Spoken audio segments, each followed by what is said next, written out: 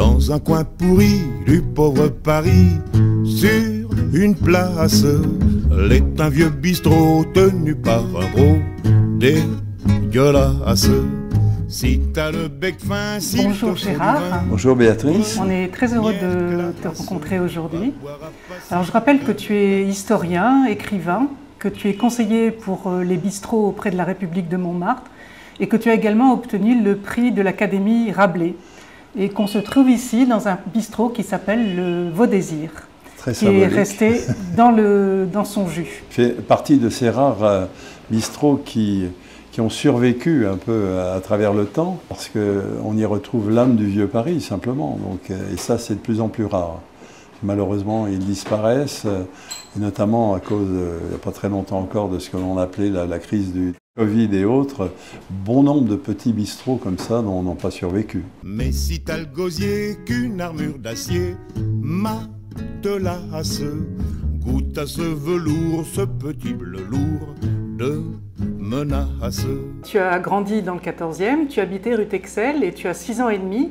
Et qui tu rencontres? Brassens. Que te dit-il? Comment ça se passe? J'étais avec mon père, en fait, qui était expert comptable à l'époque et qui m'emmenait voir ses clients rue d'Alésia. Et de temps en temps, il lui arrivait de croiser Georges Brassens, qui habitait impasse Florimont, près de la caserne des pompiers, je me rappelle très bien. Et j'ai effectivement cet âge, 6 ans et demi. Et mon père me dit, en me montrant Georges Brassens, qui stationnait devant l'impasse avec ses grands cheveux noirs et sa moustache noire. Il a un physique un peu surprenant parce qu'en fait il était très grand, il ne faut pas l'oublier. Et mon père me dit, tu vois, c'est ce monsieur qui chante, il est chanteur, et c'est lui qui chante Le Gorille. Alors Le Gorille, il y a 6 ans et demi, il me passe un peu au-dessus de la tête. Mais en revanche, j'ai écouté une chanson de lui, parce qu'on avait un vieux poste, un petit poste à la maison, où je l'entendais chanter Le Petit Cheval, le texte de Paul Faure, qu'il avait bien sûr mis en musique.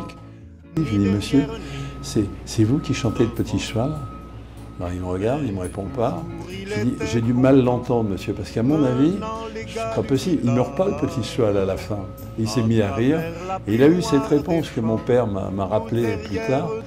Il m'a dit, tu sais, il y a des chansons, il faut les écouter avec son cœur et pas avec ses oreilles. C'est le premier contact que j'ai eu avec ce fantastique poète. Et tout au long de ma vie, d'abord par hasard, on dit que le hasard c'est rien et que rien n'existe pas. Je l'ai rencontré après, j'ai grandi et puis en grandissant, comme mon père en plus s'occupait de Bobino, il s'occupait de la comptabilité. Nous n'avions pas d'école le jeudi, donc en matinée tous les jeudis, quand je pouvais, j'allais rue de la Gaîté. Je passais par l'entrée des artistes, je me faufilais. Il n'y a pas trop de monde. Moi j'ai vu Brassens chanter devant des salles à moitié vides l'après-midi. Hein. Et puis c'était un vrai régal. Et ces chansons étaient tellement bien faites et tellement compliquées à chanter. Je pense à La Femme d'Hector. Il fait défiler pratiquement tous les prénoms de femmes dans sa chanson. C'est pas la femme de Bertrand, pas la femme de Gontran, pas la femme de Pamphile. C'est pas la femme de Firmin, pas la femme de Germain, ni celle de Benjamin. C'est pas la femme d'Honoré, la femme de Désiré, la femme de Théophile.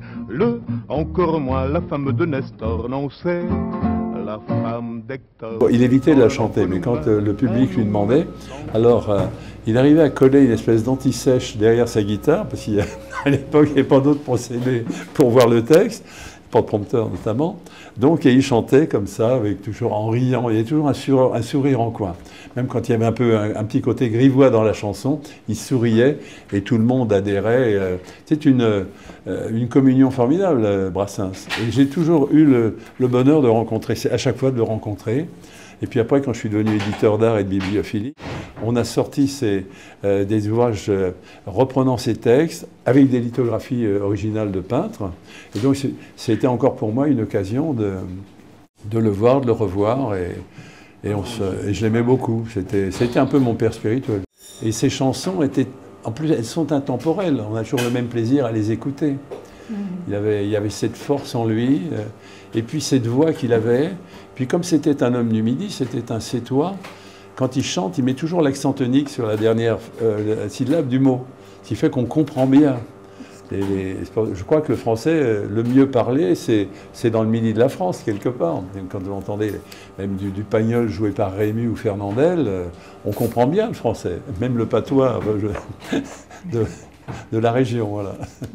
Dans un coin pourri du pauvre Paris, sur une place, une espèce de fée d'un vieux bouge a fait un palace.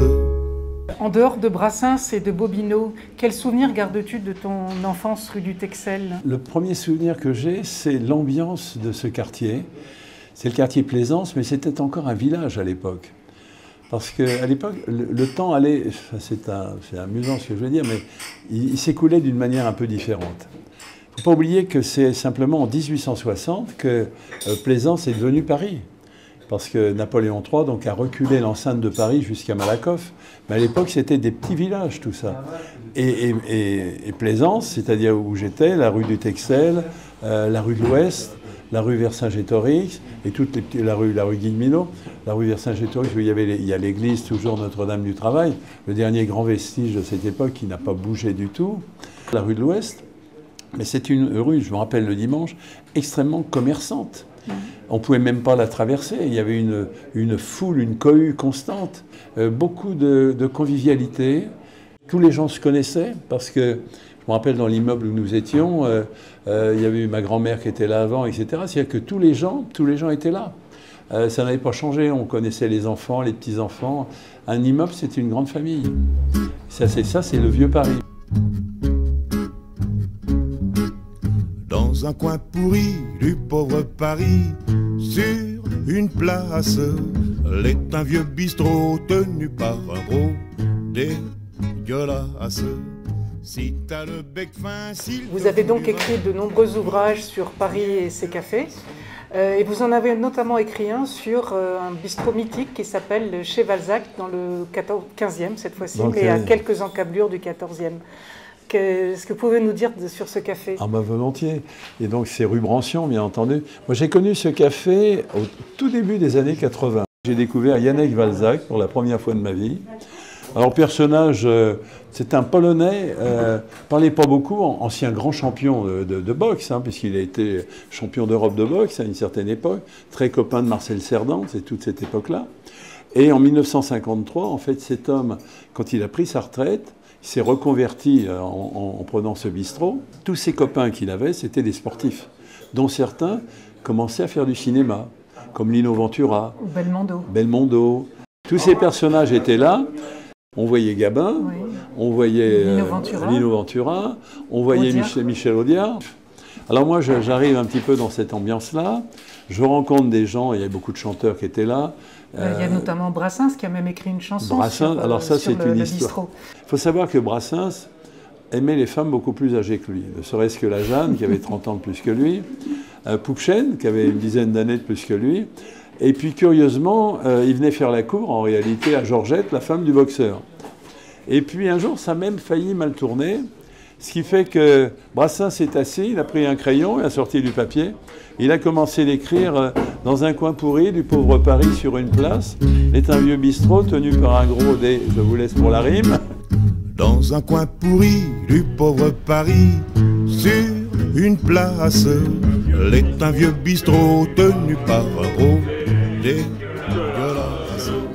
Si t'as le bec fin, s'il te faut du vin, viens classe, va boire à Passy, le nectar d'ici dépasse.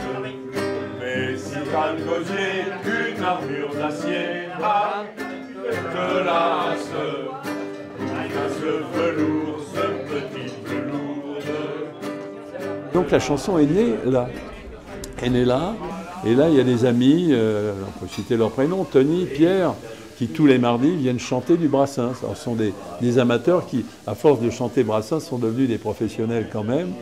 Et c'est très agréable. La vie continue, quoi. Puis espérons de tout cœur que derrière nous, il y aura encore des jeunes pour prendre le relais.